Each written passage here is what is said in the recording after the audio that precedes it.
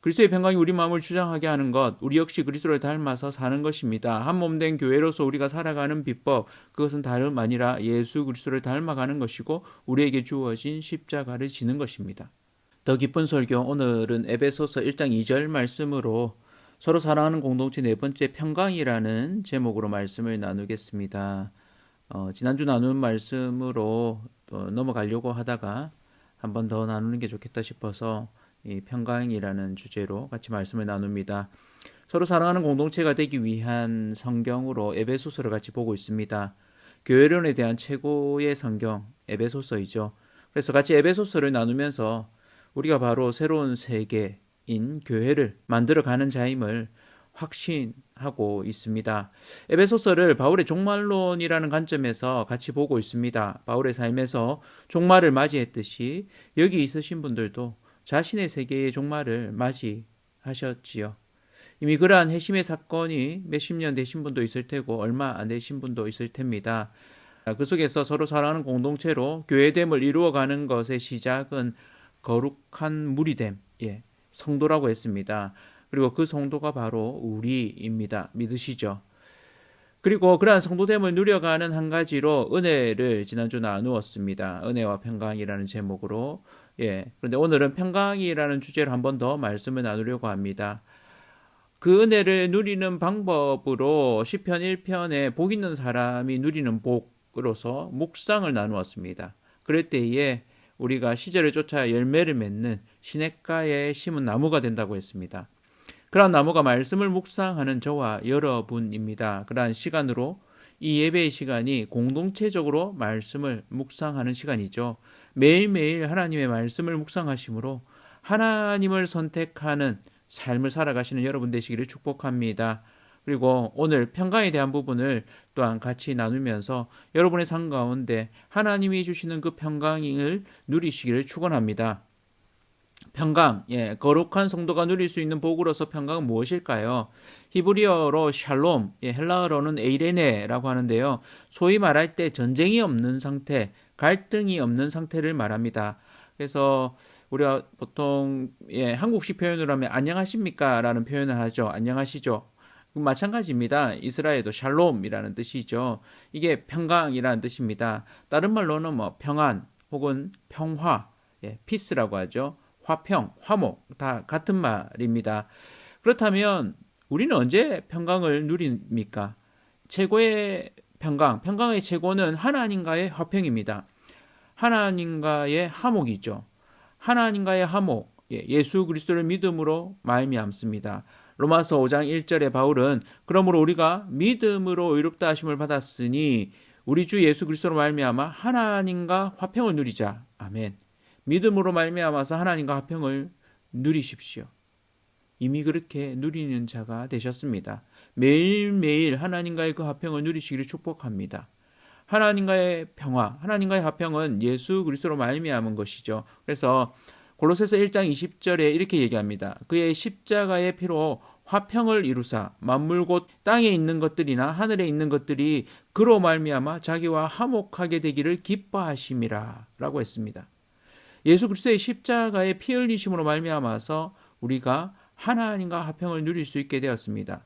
그로 인해서 하늘에 있는 것들과 땅에 있는 것들이 모두 다 하나님과 화목되기를 기뻐하고 그것을 누린다고 이야기하는 거죠. 하나님의 세계와 땅에 있는 세계, 이 두 세계가 합쳐지는, 화목이 이루어지는, 그 말은 다른 말로 하면 하나님 나라가 임했다는 뜻이죠. 하늘과 땅이 통일되었다라는 에베소 1장 10절의 말씀으로 볼 수 있습니다. 예수 그리스도가 이 땅에 오심으로 말미암아 이 땅에 성전이신 그분, 하나님의 임재이신 그분이 임한 것입니다. 육체를 입고. 그리고 예수님의 죽으심과 부활로 말미암아서 이 땅 전체가 하나님과 화목하게 되었습니다. 그 화목을, 그 평화를 누리십시오. 그런데 문제가 있습니다. 우리가 이 땅에서 그 평화를 누리려고 할 때마다 그 평화가 왜 자꾸 깨진다고 느낄까요? 우리가 이 땅에서 살면서 당하는 공격이 있습니다. 그건 영적인 공격이죠. 사탄의 권세가 남아있기 때문입니다.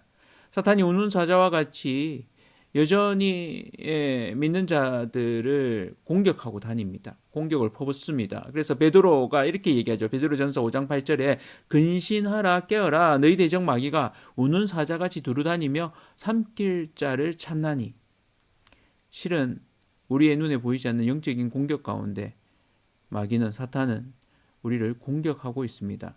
이 땅에서는 그들이 우리의 능력보다 큽니다. 하나님 나라에서는 물론 우리가 더 대단한 존재이지만요.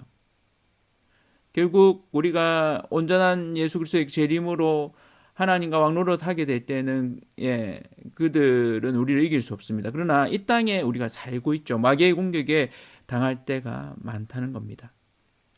그들이 영적인 존재 또 보이지 않는 존재이기 때문입니다. 그렇다면 우리는 어떻게 이길 수 있을까요? 마음의 평화를 누릴 수 있을까요? 이것이 성도의 숙제입니다.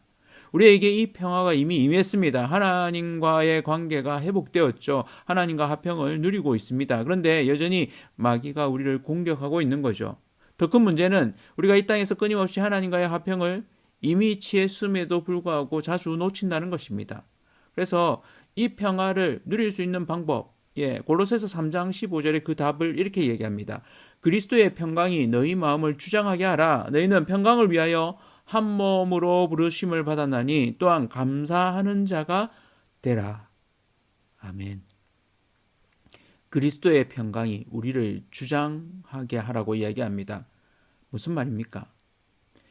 그리스도의 평강이 우리를 주장하게 할 때 우리는 하나님이 허락하신 그 평화를 누릴 수 있다고 이야기합니다. 그러면 어떻게 그리스도의 평강이 우리 마음을 주장하게 할 수 있을까요?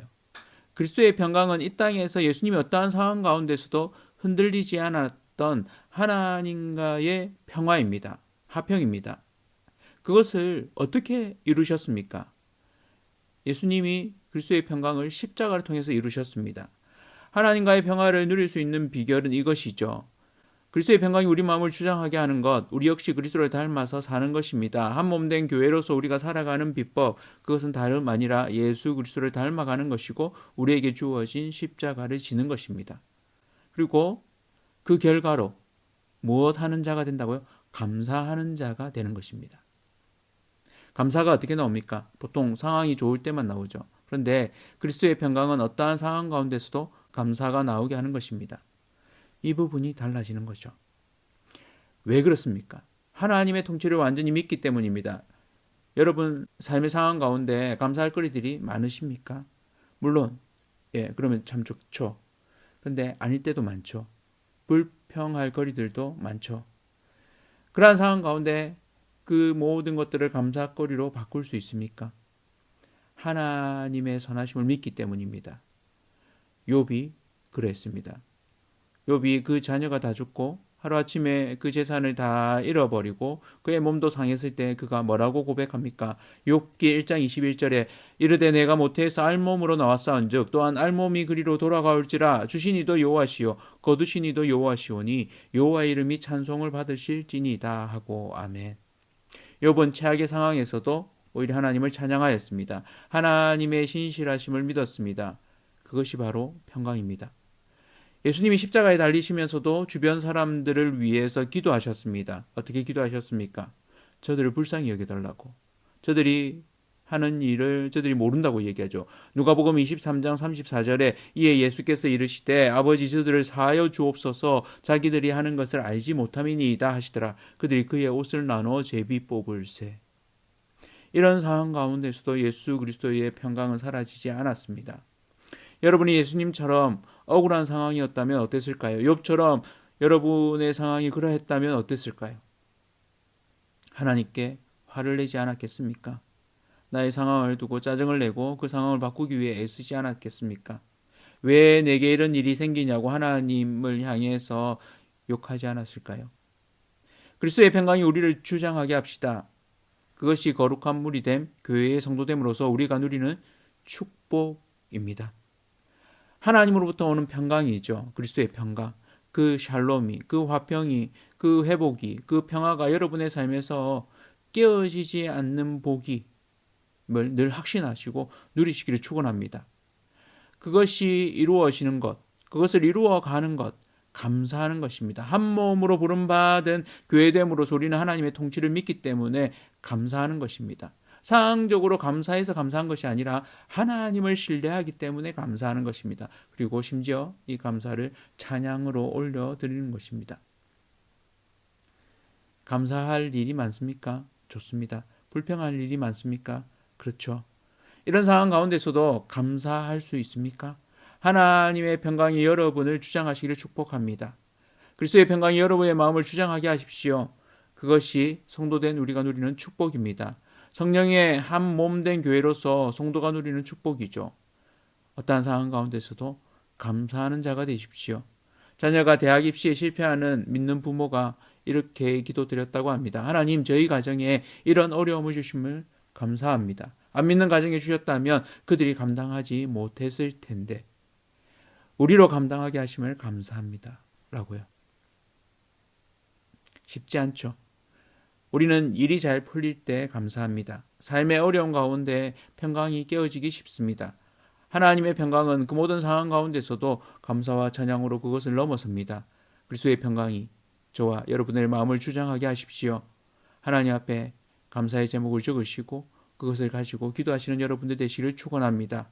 그리스도의 평강이 우리 마음을 주장하도록 합시다. 서로 사랑하는 공동체는 그리스도의 평강이 있는 자들의 모임입니다. 그런 자들입니다. 새로운 공동체로서 교회된 우리는 하나님의 거룩한 자로서 평강을 누리는 자들입니다. 삶의 순간순간마다 우리의 삶 가운데 함께 하시는 그 하나님으로 인해서 감사하는 자로 살아갑시다. 하나님을 전적으로 신뢰함으로 하나님이 주시는 그 평강의 복을 누리시기를 축원합니다. 그리스도의 평강이 여러분을 주장하여서 감사하는 자로 살아가시기를 축원합니다.